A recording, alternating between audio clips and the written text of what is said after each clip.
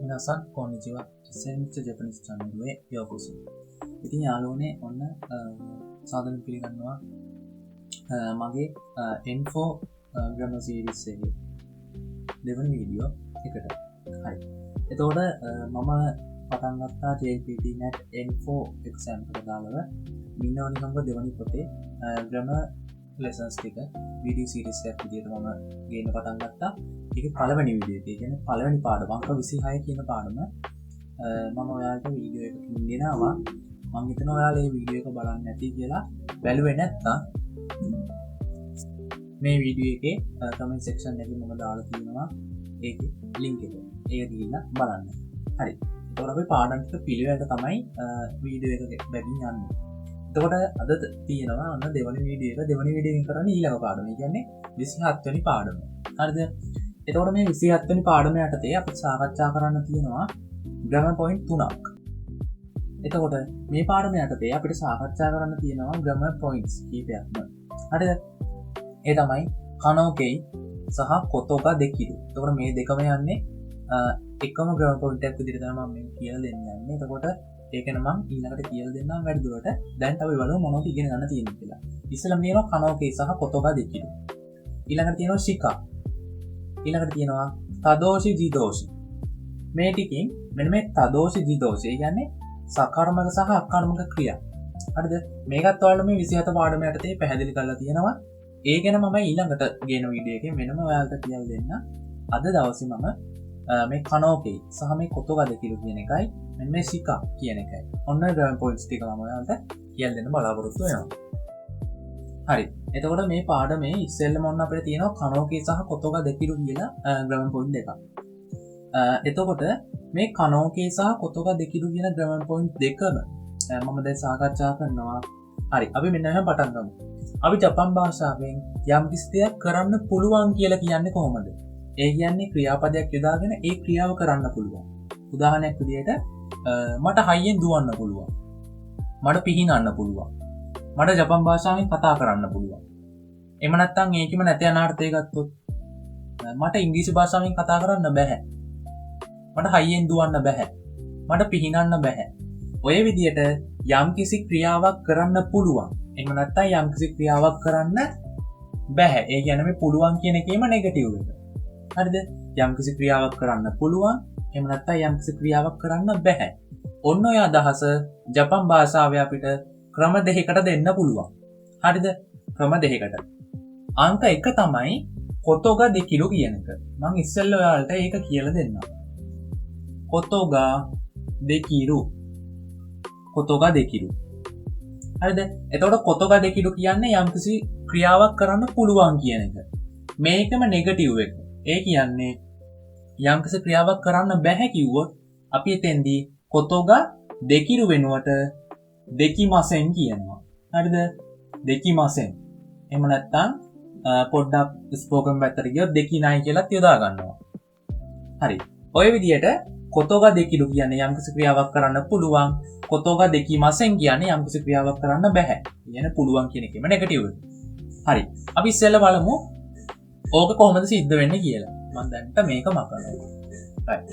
එතකොට කොතෝගා දෙකිරු එහෙම නැත්නම් කොතෝගා දෙකිමසෙන්. අපි මේකෙදී ක්‍රියාපදයේ ඩික්ෂනරි ෆෝම් එක තමයි යොදාගන්නේ. ඩික්ෂනරි ෆෝම් එක. හරිද? ක්‍රියාපදයේ ඩික්ෂනරි ෆෝම් එක. මොකද ඩික්ෂනරි ෆෝම් කියන්නේ ශබ්දකෝෂය. එහෙම නැත්නම් ජපන් භාෂාවෙන් කිව්වොත් ජිෂෝකේ නේද? ජිෂෝකේ. ජිෂෝකේ. ජපන් භාෂාවේ ඩික්ෂනරි ෆෝම් එක. ඒ කියන්නේ මුල් ස්වරූපයත් එක්ක තමයි අපි මේ ක්‍රමයක යොදාගන්නේ. එහෙනම් හරිද? ක්‍රියාපදයේ මුල් ස්වරූපය කියන ක්‍රියාපදයේ ඩික්ෂනරි ෆෝම් එකත් එක්ක මෙන්න මේ කොතෝගා දෙකිරු එහෙම නැත්නම් කොතෝගා දෙකිමසෙන් කියන එක තමයි අපි යොදාගන්නේ යම්කිසි ක්‍රියාවක් කරන්න පුළුවන් එහෙම නැත්නම් ඒකෙම නැති යන අර්ථයෙන්. කියන්නේ යම්කිසි ක්‍රියාවක් කරන්න බැහැ කියන්නේ. මම උදාහරණයක් ලියනවා මෙන්න මෙහෙම. හරි මෙන්න උදාහරණයක්. මොකද්ද මේ නිහොන්ගෝ හනසු කොතෝගා දෙකිමස්.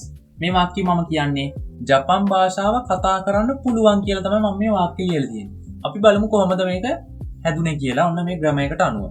නිහොන්ගෝ කියන්නේ ජපන් භාෂාව. හරි. ඊට පස්සේ අපි ඕනිපාතය යොදනවා කොහොමද? වාක්‍යයක ක්‍රියාපදයට පෙර නේද? අර කර්මය නිරූපණය වෙන්න අපි ඕනිපාතය යොදනවා. ඒක අපි දන්නවා. හනසු කොතෝගා දෙකිමස්. මෙන්න මෙතන තමයි අපේ ව්‍යාකරණය තියෙන්නේ. එතකොට මම කිව්වා ජපන් භාෂාවේ යම්කිසි දෙයක් කරන්න පුළුවන් කියද්දි මේ විදියට ක්‍රියාපදේ ඩික්ෂනරි ෆෝම් එකත් එක්ක තමයි කොතෝගා දෙකිරු කියන එක යොදාගන්නේ. නේද? දෙකිරු කියන එක දෙකිමස් වෙනවා අවසානයේදී. ඒක දන්නවනේ නේ? හරි. ක්‍රියාපදේ ඩික්ෂනරි ෆෝම් එකත් එක්ක කොතෝගා දෙකිරු. එහෙම නැත්නම් කොතෝගා දෙකිමස්.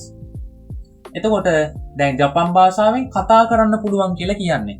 එතකොට අපි මේ වාක්‍ය ලියද්දී අපි යොදාගන්න ක්‍රියාපදේ ඩික්ෂනරි ෆෝම් එකනේ යොදා ගන්න ඕන. එතකොට මේකට දාලා ක්‍රියාපදේ මොකද්ද? කතා කරනවා කියන එක. කතා කරනවා. නේද? ක්‍රියාපදේ ඩික්ෂනරි ෆෝම් එකක් තමයි එක තමයි කොතෝගා දෙකිරු යොදාගන්නේ. එතකොට මේ ක්‍රියාපදේ ඩික්ෂනරි ෆෝම් එක මොකද්ද? හනසු. කතා කරනවා කියන එකේ කතා කරනවා කියන ක්‍රියාපදේ ඩික්ෂනරි ෆෝම් එක හනසු.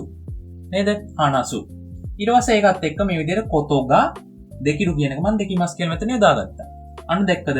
නිහොන්ගෝ ඕ හනසු කොතෝගා දෙකිමස්. නිහොන්ගෝ ඕ හනසු කොතෝගා දෙකිමස්. තව උදාහරණයක් හයියෙන් දුවන්න පුළුවන්. ඒ කියන්නේ වේගයෙන් දුවන්න පුළුවන්. කොහොමද අපි ඒක කියන්නේ?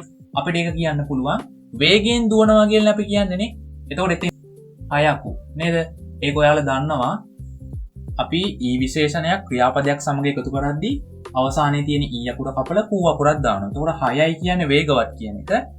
ඒකේ ඊ අකුර කපලා කූ දැම්මා. අන්න 6කු වේගයෙන් දුවන්න පුළුවන් කියලා මම කියන්නේ. දැන් වේගෙන් දුවන්න පුළුවන්. හරිද? එතකොට දුවන්න පුළුවන් කියද්දි මොකද්ද ක්‍රියාපදය? දුවනවා කියන එක. එහෙනම් දුවනවා කියන එකේ ඩික්ෂනරි ෆෝම් එක තමයි මම මෙතෙන්ට ගන්න ඕන. දුවනවා කියන්නේ හසිරිමස්. එතකොට හසිරිමස් කියන එකේ ඩික්ෂනරි ෆෝම් එක හසිරු. දුවනවා කියන එකේ ඩික්ෂනරි ෆෝම් එක වෙන්නේ හසිරු. හසිරු. අන්න හයකු හසිරු ඊටසේ කොතෝගා දෙකිමස්. කොතෝගා දෙකිමස්. දැක්කද? verb එකේ ඩික්ෂනරි ෆෝම් එකත් එක්ක කොතෝගා දෙකිමස්. යම්කිසි ක්‍රියාවක් කරන්න පුළුවන් කියන එක. හරිද? අපි ඊළඟට බලමු මේ බැහැ කියන අර්ථය. ඒ කියන්නේ මේකෙම නැති යන අර්ථයෙන් වාක්‍යයක් ලියලා. හරි. මෙන්න තව උදාහරණ දෙකක් අර බැහැ. ඒ කියන්නේ පුළුවන් කියන එක නැති යන අර්ථයෙන්. එතකොට එතෙන්දි ග්‍රැමර් පැටර්න් එක සමානයි. verb එකේ ඩික්ෂනරි ෆෝම් එකත් එක්ක කොතෝගා දෙකිමස්ෙන්. හරිද? දැන් කලින් පුළුවන් කියද්දි verb එකේ ඩික්ෂනරි ෆෝම් එකත් එක්ක කොතෝගා දෙකිමස්නේ. දැන් මෙතන verb එකේ ඩික්ෂනරි ෆෝම් එකත් එක්ක කොතෝගා දෙකිමස්ෙන්. කොතෝගා දෙකිමස්ෙන්. හරි වෙන එක උදාහරණයක් තියෙනවා. ඔයගු කොතෝගා දෙකිමස්ෙන්. ඒ කියන්නේ පිහිනන්න බෑ කියන එක. ඔයගු කියන්නේ පිහිනනවා කියන එක. නේද? එතකොට මේකෙදි අපි කලින් වගේම verb එකේ ඩික්ෂනරි ෆෝම් එකත් එක්ක තමයි කොතෝගා දෙකිමස්ෙන් කියන එක එකතු කරන්නේ. මේ බලන්න කොතෝගා දෙකිමස්ෙන් කියන එකත් එක්ක verb එකේ ඩික්ෂනරි ෆෝම් එක තමයි එකතු වෙලා තියෙන්නේ. ඔයගු ඔයගිමස් කියන එකේ ඩික්ෂනරි ෆෝම් එක. ඔයගිමස් කියන්නේ පිහින්නවා. එහෙනම් ඔයගිමස් කියන එකේ ඩික්ෂනරි ෆෝම් එක ඔයගු. ඒකත් එක්ක කොතෝගා දෙකිමස්ෙන් පිහිනන්න බෑ. එහෙනම් යම් ක්‍රියාවක් කරන්න බෑ කියන්නේ අන්න ඒ විදිහට. තවත් උදාහරණයක් තියෙනවා බලන්න. උතා ඕ උතව් කොතෝගා දෙකිමස්ෙන්. උතා ඕ උතව් කොතෝගා දෙකිමස්ෙන්. මෙන්න තියෙනවා අපේ ව්‍යාකරණය. හරිද? එහෙනම් කොතෝගා දෙකිමස්ෙන් කියන එකත් එක්ක අපි යොදාගන්නේ ක්‍රියාපදයේ ඩික්ෂනරි ෆෝම් එක. උතා ඕ උතව්. උතා කියන්නේ සින්දු. උතව් කියන්නේ ගායනා කරනවා.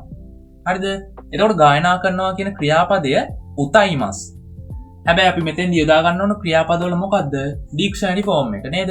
ක්‍රියාපදවල ඩික්ෂනරි ෆෝම් එකත් එක්ක තමයි කොතෝගා දෙකිමස් හෝ කොතෝගා දෙකිමස්ෙන් යොදන්නේ අපි. එහෙනම් උතයිමස් කියන එකේ ඩික්ෂනරි ෆෝම් එක උතව්. ඒක දැම්මා කොතෝගා දෙකිමස්ෙන් කියලා ලිව්වා. එහෙනම් උතා ඕ උතව් කොතෝගා දෙකිමස්ෙන් සින්දු කියන්න බෑ. يعني ගීත ගායනා කරන්න බෑ.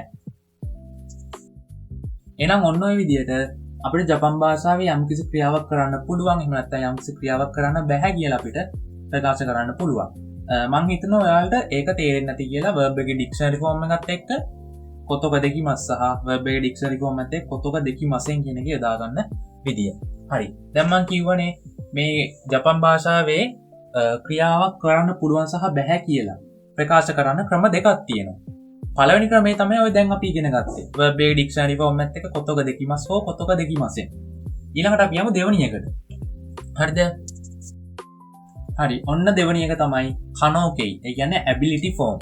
මේකෙන් කියන්නේ අර කොතෝගා දෙකිමස් සහ කොතෝගා දෙකිමස්ෙන් කියන එකේ අර්ථයම තමයි මෙතනිනුත් කියන්නේ. ඒ කියන්නේ යම්කිසි ක්‍රියාවක් කරන්න පුළුවන්, යම්කිසි ක්‍රියාවක් කරන්න බෑ. ඔය අර්ථ දෙකම මෙන්න මේ කනෝකෙයි එකෙන් දෙන්නත් පුළුවන්. එතකොට එකම අදහස ග්‍රැමර් දෙකක් වුණාට. හරිද?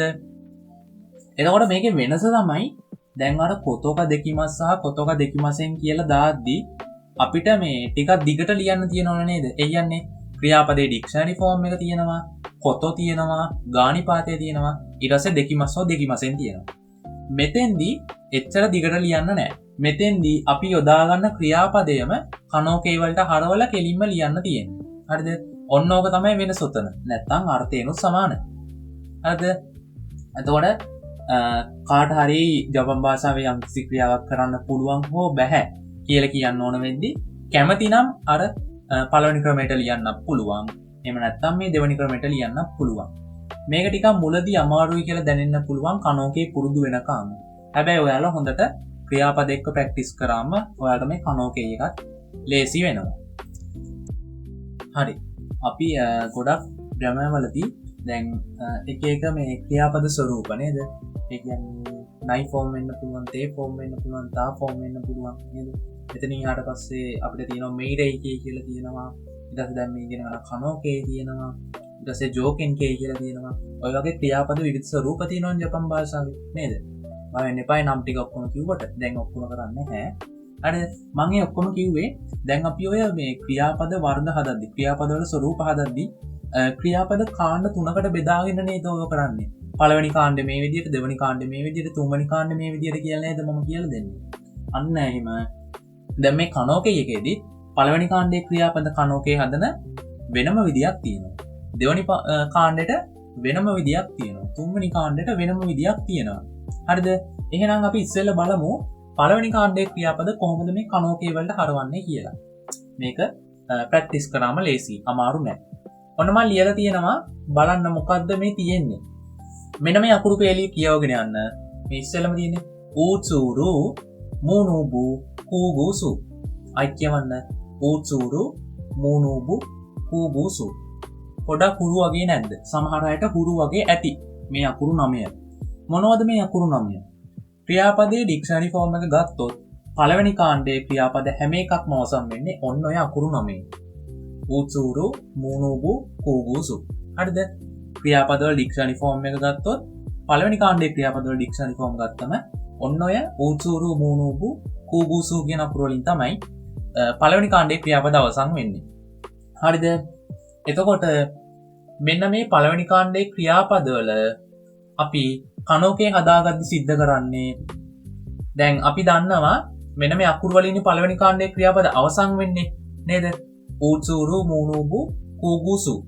ඔය අකුරු ඔක්කොම බලන්න කියවද්දි ඌ શબ્දයක් නේ දෙන්නේ. ඒක අපි දන්නවා මම කලින් කියලා ඇති. මම N5 වීඩියෝ වලත් කියනවා මේක. පළවෙනි කාණ්ඩයේ ක්‍රියාපද අඳුර ගන්න පුළුවන් විදියක් තමයි ක්‍රියාපදයේ ඩික්ෂනරි ෆෝම් එක ගත්තම ඌ શબ્දයකින් තමයි අවසන් වෙන්නේ. දැන් මෙතන අකුරු 9ත් එහෙමයි. ඌචුරු මුනුබු කුගුසු. ඌ શબ્දයක් නේ දෙන්නේ.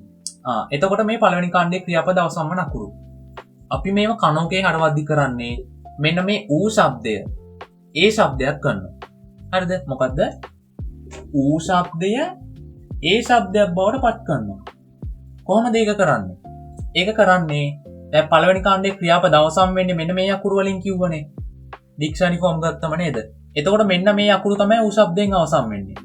එන්න ඒ අකුරු කපලා ඒවට ආදේශ කරනවා ඒවට අදාළ ඒ શબ્දය. මම උදාහරණයක් කරන් පෙන්නන්න. දැන් මෙතන ඌ අකුර තියෙනවා. එතන ඉස්සරහින් තියෙනවා මේ එරු කියලා ලියලා. ඒක එන්නේ කොහොමද දන්නවද? අපි ඉස්සෙල්ලා කරන්නේ මෙන්න මේ අකුරට අදාළ. හරිද? ඒ අකුරට අදාළ ඒ શબ્දයනේ ගන්නෙ. දැන් මෙතන ඌ අකුර ගත්තොත් ඔන්න බලන්න මම ලියලා පෙන්නන්නම්. හරිද? ආ ඊ ඌ ඒ ඕ. දැන් මෙන්න ඉන්නවා ඌ අකුර. දැන් අපිට කනෝකේ හදද්දී ඕන මෙයාට අදාළ ඒ શબ્දයනේ. මෙයාට අදාළ ඒ શબ્දේ ඉන්නවා මෙන්න මෙතන ඒ අකුර. හරිද? අන්න කනෝකේ හදද්දී අපි ඒ શબ્දය හොයාගන්නවා මේ විදිහට. ඒ શબ્දය හොයාගනිද්දී අපි මෙයාව අයින් කරනවා. ක්‍රියාපදයේ අන්තිමට ඉන්න මෙන්න මෙයාව අයින් කරනවා. එයාව අයින් කරලා අපි මේ ඒ શબ્දය මෙතෙන්ට ගේනවා. එන්න එහෙම තමයි මේ ඌ වෙනුවට මෙතෙන්ට ඒ ආවේ. ඊට පස්සේ අපි අවසානයේ රු අකුරක් එකතු කරනවා. රු අකුරක් එකතු කරනවා. හරිද? මම ඔක ක්‍රියාපදයකින්ම ඔයාලට පෙන්නන්න. ක්‍රියාපදයකින්ම පෙන්නන්න. ඔන්න මම ක්‍රියාපදයක් ලියනවා කව් කියලා. කව්. මිලදී ගන්නවා හෝ සතෙක් ඇති කරනවා. ඔය අර්ථ දෙකම මේ කව් කියන ක්‍රියාපදයේ තියෙනවා. දැන් මට ඕන මේ කව් කියන ක්‍රියාපදය කනෝකේ වලට හරවන්න. කොහොමද කරන්නේ?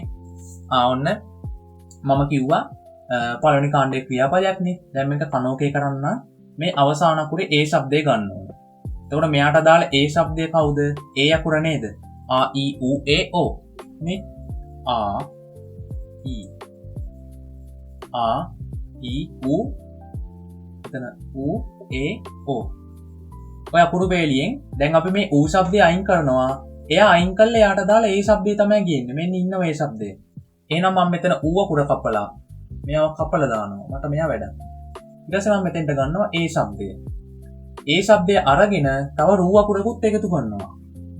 ඒ શબ્දය අරගෙන රූ අකුරක් එකතු කරනවා. අන්න හැදෙනවා කයරු.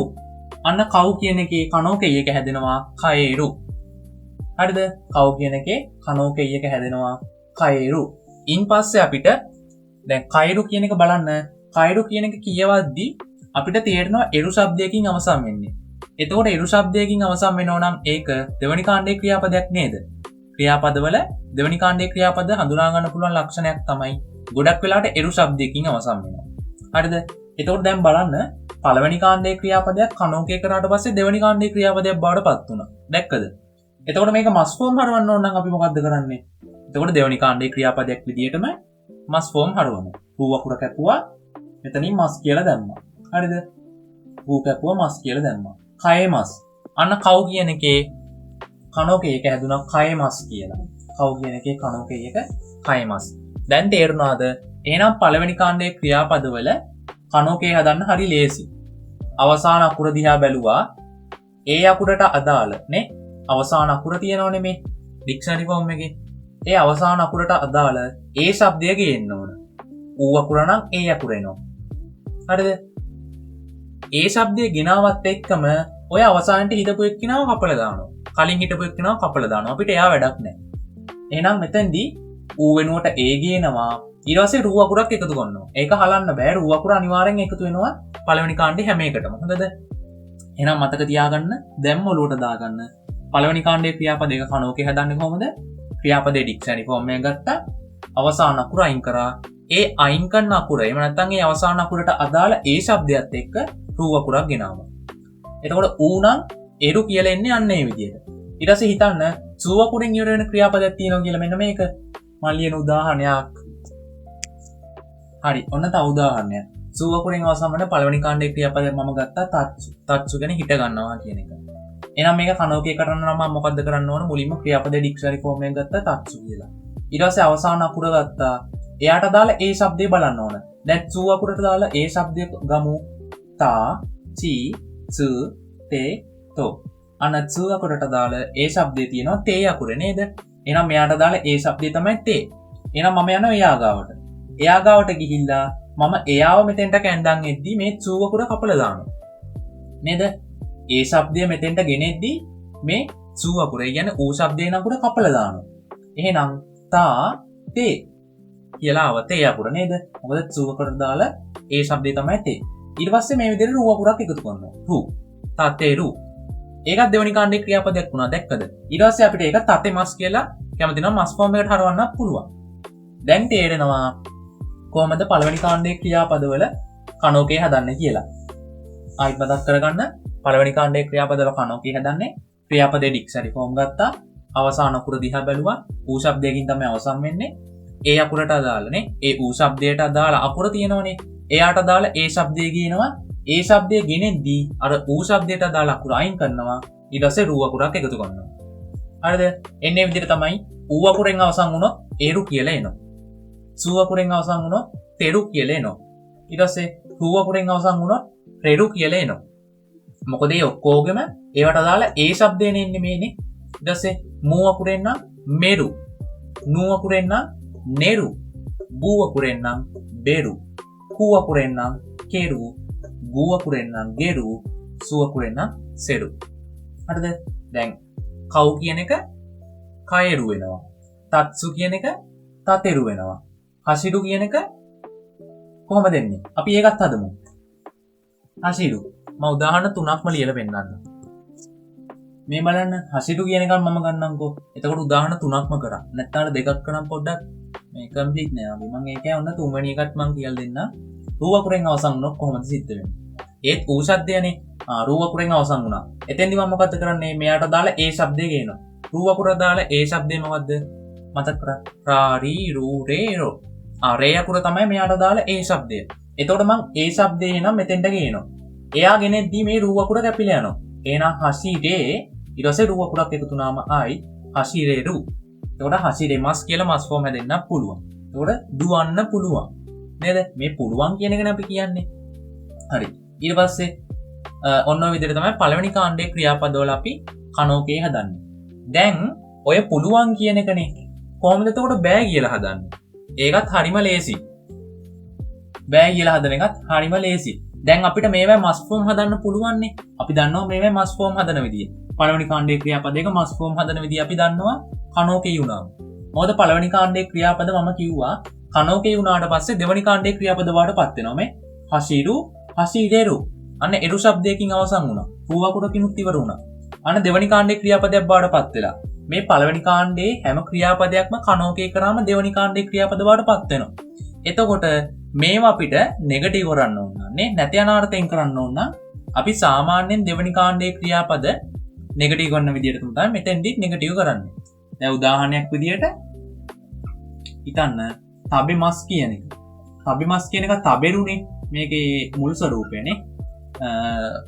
මොකද ජොසිකේ එහෙම නැත්තම් ජොසිකේ නෙමෙයි සොයමසෙන්නේ ජිෂෝකේ. ජිෂෝකේ ඒ කියන්නේ ක්‍රියාපදයේ ඩික්ෂනරි ස්වරූපය. ඩික්ෂනරි ෆෝම් එක. ඩික්ෂනරි ෆෝම් එක ගත්තොත් තබෙමස් එකේ තබෙරුනේ. එතකොට මේකේ නයි ෆෝම් එක මොකද්ද? එහෙම නැත්නම් මේකේ මසෙන් ෆෝම් එක තබෙමසෙන්. මේකේ නයි ගත්තොත් තබේ නයි. එතකොට මේ දෙවනි කාණ්ඩයේ ක්‍රියාපද නෙගටිව් කරපු විදියටමයි අපි මේවත් නෙගටිව් කරන්නේ. එතකොට හසිරෙරු කිව්වොත් හසිරේ නයි නයි ෆෝම් එකෙන් ගත්තොත්. හරිද? එහෙම නැත්නම් හසිරේ මස් කියන එක ගත්තොත් හසිරේ මසෙන්. තේරුණාද? එහෙනම් මේවා නෙගටිව් කරන්නත් ලේසි. ওই විදිහට තමයි අපි පළවෙනි කාණ්ඩයේ ක්‍රියාපද කනෝකේ වලදී ඇත සහ නැත යන අර්ථයෙන් කියන්නේ. එතකොට දුවන්න පුළුවන් නම් හසිරේරු, දුවන්න බැරි නම් හසිරේ නයි. එහෙම නැත්නම් හසිරේ මස් කියන්නේ දුවන්න පුළුවන්, දුවන්න බැහැ කියන්නේ හසිරේ මසෙන්. තේරුණාද? ඔන්න ඔය විදිහට තමයි අපි පළවෙනි කාණ්ඩයේ ක්‍රියාපදවල කනෝකේ හදාගන්නේ. හරි අපි ඊළඟට යමු මේ දෙවෙනි කාණ්ඩයේ ක්‍රියාපද කොහොමද මේ කනෝකේ හදන්නේ කියලා. ඒකත් හරිම ලේසි. හරිද? පළවෙනි කාණ්ඩයටත් වැඩිය ලේසි මේක. බලන්නකෝ. දෙවෙනි කාණ්ඩයේ ක්‍රියාපදවල කනෝකේ හදද්දී අපි සිද්ධ කරන්න ඕන. දැන් අපි දන්නවා දෙවෙනි කාණ්ඩයේ ක්‍රියාපදයක් ඩික්ෂනරි ෆෝම් එකෙන් ගත්තම රූ අකුරකින් නේද අවසන් වෙන්නේ. මෙන්න උදාහරණ තුනක් තියෙනවා. තබෙරු, නෙරු, සිරබෙරු. තබෙරු කියන්නේ කනවා, නෙරු කියන්නේ නිදා ගන්නවා, සිරබෙරු කියන්නේ සොයනවා. ඒ කියන්නේ පොත්පත් සංගරා එහෙම නැත්නම් ඉන්ටර්නෙට් වගේ මූලාශ්‍රයක් යොදාගෙන යම්කිසි දෙයක් සොයනවා වගේ අර්ථයක් තමයි මේ සිරබෙරු කියන එකෙන් කියන්නේ. හරිද?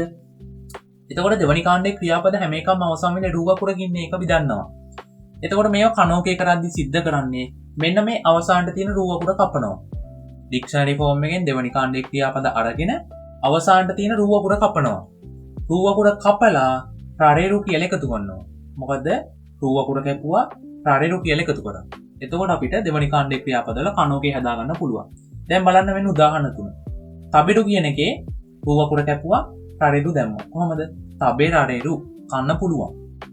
නෙරු කියන එකේ රූ අකුර කැපුවා රරේරු කියලා දැම්මා. නෙරරේරු නිදා ගන්න පුළුවන්.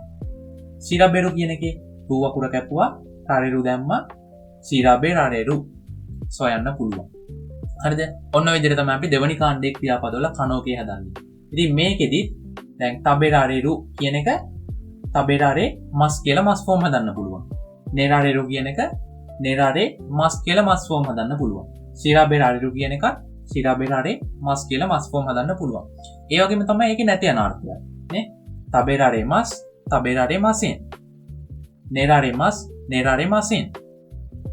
සිරබෙරාරේ මස් සිරබෙරාරේ මසෙන්. නයි ෆෝම් හදද්දිත් එහෙමයි. ඒ ටික තේරෙනවනේ. තබෙරාරේ නයි, නෙරාරේ නයි, සිරබෙරාරේ නයි. ඔය විදිහට දෙවනි කාණ්ඩයේ ක්‍රියාපදවලත් එහෙනම් කනෝකේ හදාගන්න පුළුවන් ඔය විදිහට ඇත සහ නැත කියන අර්ථ දෙකෙන්ම. හරි. අපි ඊළඟට බලමු එහෙනම් කොහොමද තුන්වෙනි කාණ්ඩයේ ක්‍රියාපදවල හදාගන්නේ කියලා කනෝකේ. හරි.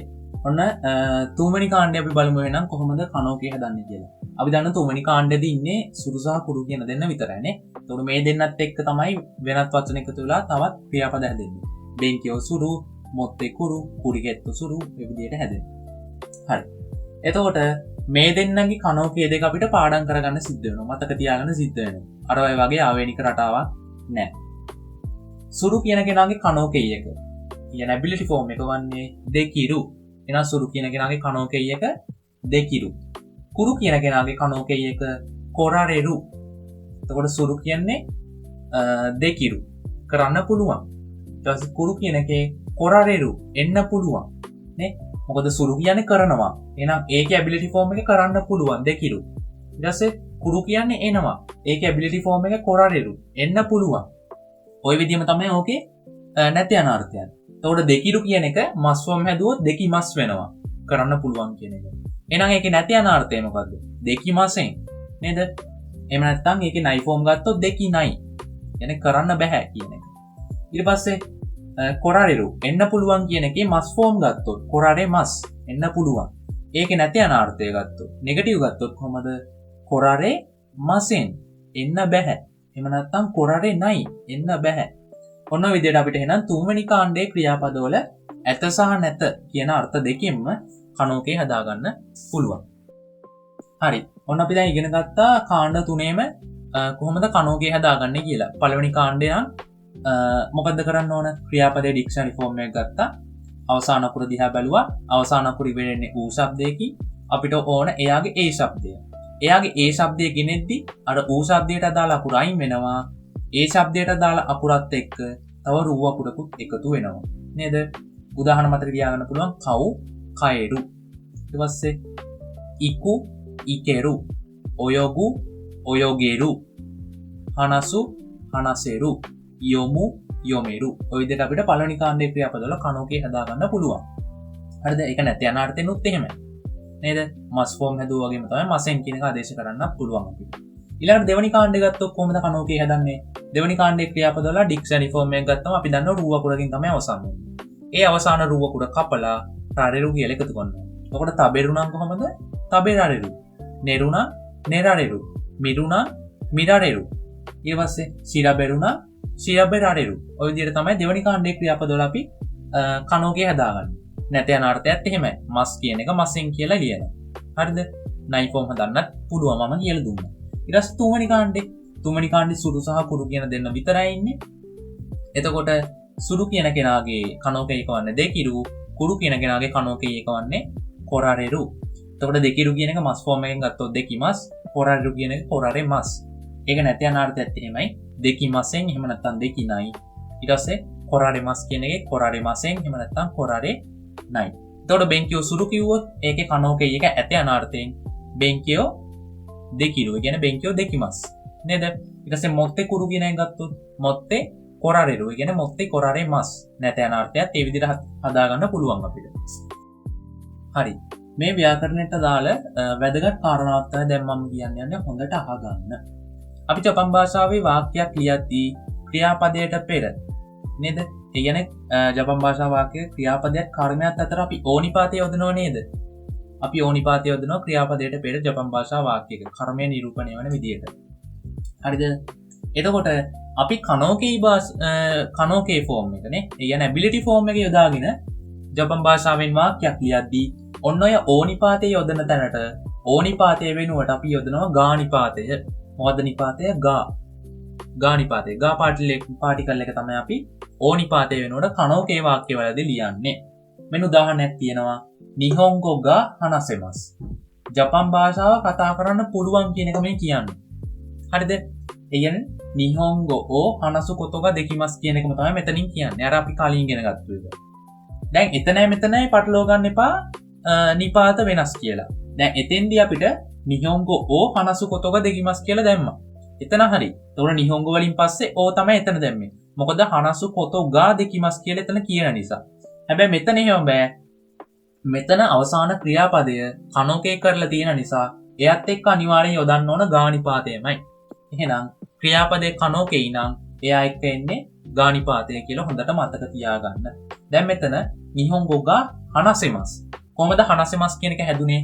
හනසු කියන්නේ පළවෙනි කාණ්ඩේ ක්‍රියාපදයක් කතා කරනවා කියන එක. එතකොට පළවෙනි කාණ්ඩේ ක්‍රියාපද කනෝකේ කරන හැටි දැන් මතකයි. හනසු කියන එකේ හනසෙරු තමයි කනෝකේ එක. එතකොට හනසෙරු කියන එක හනසෙමස් කියන මස් ෆෝම් වෙනවා. එතකොට හනසෙමස් ආයේ ක්‍රියාපදේ කනෝකේ බවට පත් වෙලා තියෙනවා. කනෝකේ වුණා නම් අනිවාර්යෙන් එයාට කලින් යොදන නිපාතය ගා නිපාතය විය යුතුයි.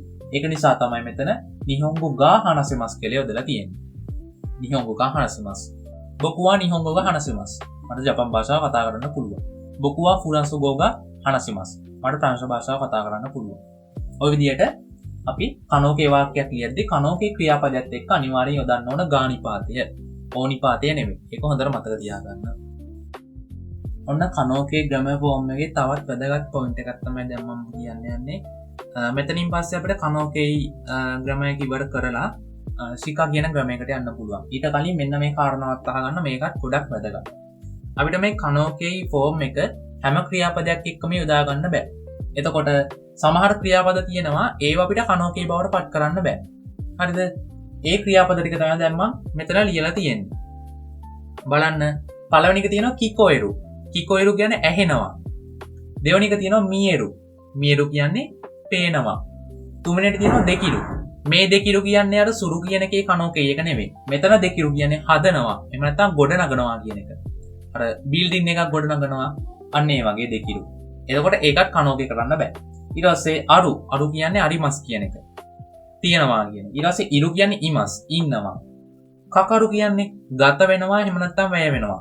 කාලය එහෙම නැත්නම් සල්ලි වගේ දේවල් ගත වෙනවා වැය වෙනවා. කකරු. ඊට පස්සේ වකරු කියන්නේ තේරෙනවා. එතකොට මෙන්න මේ ක්‍රියාපද කිකොයිරු, මියෙරු, දෙකිරු, අරු, ඉරු, කකරු, වකරු. මේ ක්‍රියාපද 1 2 3 4 5 6 7. මේ ක්‍රියාපද 7 අපිට කනෝකේ කරන්න බෑ. ඒක හොඳට මතක තියාගන්න. එතකොට ඔයාලට පේපර් එකේ සමහර විට කනෝකේ වාක්‍යයක් දීලා අර කනෝකේ නීති එක්ක හරියටම ලියලා මේ ක්‍රියාපදේ හා මෙහා කරලා දෙන්න පුළුවන්. ඒ කියන්නේ දැන් මම කලින් කියලා දුන්නා කනෝකේ වල ක්‍රියාපදයට එක්ක ගානිපාතය යොදන්න ඕනේ. එතකොට ඒ නීතිත් හරියට දීලා මෙන්න මේ කනෝකේ කරන්න බැරි ක්‍රියාපදයක් ඔයාලට මේ පේපර් එකේ දෙන්න පුළුවන්. හරිද? හරිද වැරදිද කියලා ඔයාලට හොයන්න. එතකොට දැන් ඔයාලට ගානිපාතයක් පේනවා ක්‍රියාපදේ කනෝකේ වෙලක් තියෙනවා. එහෙමයි කියලා මෙන්න මේ ක්‍රියාපද 7න් එකක් කනෝකේ කරලා තිබ්බොත් ඒක වැරදි. හොඳද? එහෙනම් මතක තියාගන්න මේ ක්‍රියාපද 7 කනෝකේ කරන්න බැහැ. හරි. එහෙනම් ඔන්න මේ පාඩමේ අවසාන ග්‍රැමර් එක මම කියලා දෙන්නම්. අවසාන කොට අවසානම නෙමෙයි. තදෝසි ජිතෝසි කියලා දෙන්න තියෙනවා. මම එක වෙනම වීඩියෝ එකකින් ඔයාලට ගේනවා. මෙන්න මේ ශිකා කියන එක බලන්න. ඊළඟ එක. ශිකා. මේකේ තේරුම මෙන්න මේක. පමණයි. ඒ කියන්නේ only කියන එක සහ හැර නැත. මම මේක පැහැදිලි කරන්නම් සිද්ධ වෙන්නේ කොහොමද කියලා. උදාහරණ වාක්‍යයක් විදිහට ගන්න මෙන්න මේ වාක්‍යය. සිංහල වාක්‍යයක් කියනවා මේ නගරේ හොටෙල් එකක් පමණයි තියෙන්නේ. මේ නගරේ හොටෙල් එකක් පමණයි තියෙන්නේ. එතකොට එතෙන්දි පමණයි කියලා කියනව නේද? එතකොට මේ පමණයි කියද්දි අන්නේ තේරුමින් අපි මේ වාක්‍යෙදි මෙන්න මේ වචනේ යොදා ගන්නවා. එතකොට මේ වාක්‍ය දිහා තවදුරටත් බැලුවොත් දැන් හිතන්න ලොකු නගරයක එකම එක හොටෙල් එකයි තියෙන්නේ. හරිද? ගොඩාක් ලොකු නගරයක එකම එක හොටෙල් එකයි තියෙන්නේ. හැබැයි ලොකු නගරයකට එකම එක හොටෙල් එකක් විතරක් තිබිලා වැඩක් නැහැනේ. නේද? අන්නේ අර්ථය ඔලුවට ගන්න. එතකොට එකම එක නගරයක හොටෙල් එකක් විතරක් තිබිලා වැඩක් නැහැ. ප්‍රමාණවත් නැහැ. අන්න ඒක තමයි මට කියන්න ඕන. ඔන්න ඔය ප්‍රමාණවත් නැහැ කියන හැඟීම මෙන්න මේ ශිකා කියන වචනය ඇතුලේ තියෙනවා. එතකොට පමණයි කියන අර්ථයෙන් අපි ජපන් භාෂාවෙන් වාක්‍යයක යොදන වචනයක් තමයි ශිකා කියන්නේ. ඒ වගේම තමයි ඒකේ අර්ථය ප්‍රමාණවත් නැහැ කියන අර්ථය. හරිද? තවත් විශේෂ කාරණයක් තමයි මේ ශිකා කියන එකත් එක්ක අපි ක්‍රියාපදේ හැමතිස්සෙම නැත යන අර්ථය. ඒ කියන්නේ ක්‍රියාපදේ නෙගටිව් එක තමයි අපි නෙගටිව් ෆෝම් තමයි යොදාගන්නේ. හරිද? ඒක හොඳට මතක තියාගන්න. ක්‍රියාපදේ නැත යන අර්ථය සමග පමණයි මේ ශිකා කියන එකේ දෙන්නේ. ඔයාලට පේපර් එකේ වරද්දලා දෙන්න පුළුවන්. ශිකා කියන එකත් එක්ක ඇත යන අර්ථයෙන් වාක්‍ය දෙන්න පුළුවන්. එහෙම වැරදි. ශිකා කියන එක දැම්මොත් අනිවාර්යෙන් වාක්‍ය අවසානයේ නෙගටිව් වෙනවා. නැත යන අර්ථයෙන් යෙදෙනවා අනිවාර්යෙන්. හරිද? ඒක හොඳට මතක තියාගන්න. හරි. මෙන්න මේ උදාහරණය බලන්න. එතකොට ඔයාලට තවත් පැහැදිලි මේ ශිකා කියන එකේ මොකද්ද මේකෙන් කියන්නේ කියලා. ඊයේ මිසුෂිකා නයි. ඊයේ මිසුෂිකා නයි. මේක කියන්නේ ඊයේ කියන්නේ ගෙදරනේ. ගෙදර මේ වතුර ගෙන කන්දිය හොඳද ගෙදර වතුර පමණයි තියෙන්නේ ඉයනි මිසු සිකා නයි ගෙදර වතුර පමණයි තියෙන්නේ ඒක තමයි මේ වාක්‍යයේ තේරුම දැන් බලන්න ඔන්න ව්‍යාකරණ අනුකූලව මම කිව්වා වගේම සිකා කියන එකත් එක්ක ක්‍රියාපදේ නැත්‍ය අනාර්ථය තමයි මෙතන දීලා තියෙන්නේ මේ නයි කියලා දීලා තියෙන්නේ නයි කියන්නේ අරිමසෙන් කියන එක නේද අරිමසෙන් කියන එකේ ප්ලේන් ෆෝම් එකට නයි කියන්නේ ප්‍රශ්නයක් නැහැ කොහොම හරි නැත්‍ය අනාර්ථය තමයි දීලා තියෙන්නේ එහෙනම් ඔන්න ග්‍රැමටිකලි මෙතන වාක්‍ය හරි ගෙදර වතුර පමණයි තියෙන්නේ කියන එක තමයි මේ කියන්නේ ගෙදර වතුර පමණයි තියෙන්නේ ඒ වගේම මෙතන අර හොටෙල් කතාවේ හැංගීම තියෙනව නේද ප්‍රමාණවත් නැති අර්ථය දැන් ලොකු නගරයකට එක හෝටලයක් ප්‍රමාණවත් නැහැ වගේම ගෙදරකට වතුර විතරක් තිබිලා ප්‍රමාණවත් නැහැනේ නේ අන්න සිකා කියන එකේ ඔන්න ඔය ප්‍රමාණවත් නැහැ නේ මදි ප්‍රමාණවත් නැහැ කියන අර්ථය තමයි තියෙන්නේ එහෙනම් ඊයනි මිසු සිකා නයි ගෙදර වතුර පමණයි තියෙන්නේ එහෙම නැත්නම් තවත් විදියකට කිව්වොත් ගෙදර වතුර හැර වෙන කිසිවක් නැහැ කියන එක උතනින් කියන්නේ එහෙනම් ඔය සිකා කියන එක අපි යොදාගන්නේ අන්න ඒ වගේ අර නැති අනාර්ථයෙන් ප්‍රමාණවත් නැහැ මදි කියලා කියද්දි පමණයි කියන අර්ථයෙන් තමයි මේ සිකා කියන වචනේ යොදාගන්නේ. හරිද? එහෙනම් ඔන්න ඔය විදිහට තමයි අපි සිකා කියන එක යොදාගන්නේ. එතකොට ඔන්න අද දවසට දාලා මම ග්‍රැමැටික් වලට කියලා දුන්නා. අපි කතා කරා කනෝකේ ඊට පස්සේ verb dictionary format එක කොතොක දෙකිරු කොතොක දෙකි මසෙන් කියන එක යොදාගන්න හැටි නේද? ඊට පස්සේ දැන් මේ සිකා කියන එක ගැන කියලා දුන්නා.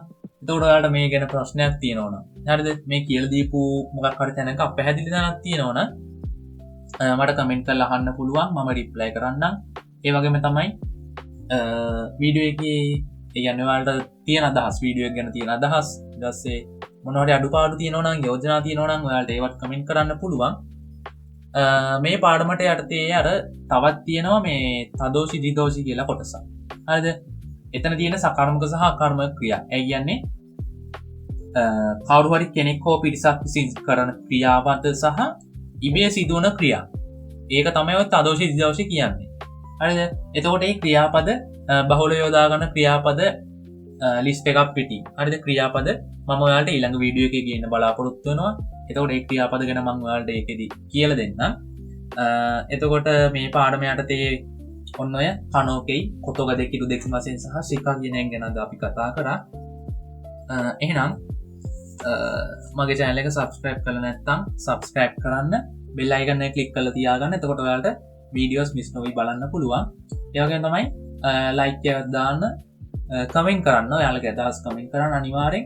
ඒ වගේම තමයි N4 කරන යාළුවෙක් ඉන්නවා නම් වැදගත් වෙයි කියලා හිතනවා නම් වීඩියෝ එක හොඳයි නම් අනිවාර්යෙන් වීඩියෝ එක ෂෙයා කරන්න උදව්වක් කරන්න ෂෙයා කරන්න ඒක මට ලොකු උදව්වක් හරි එහෙනම් අපි ඊළඟ වීඩියෝ එකෙන් හම්බෙමු මම දැනට සමුගන්නවා මිනසා මතනේ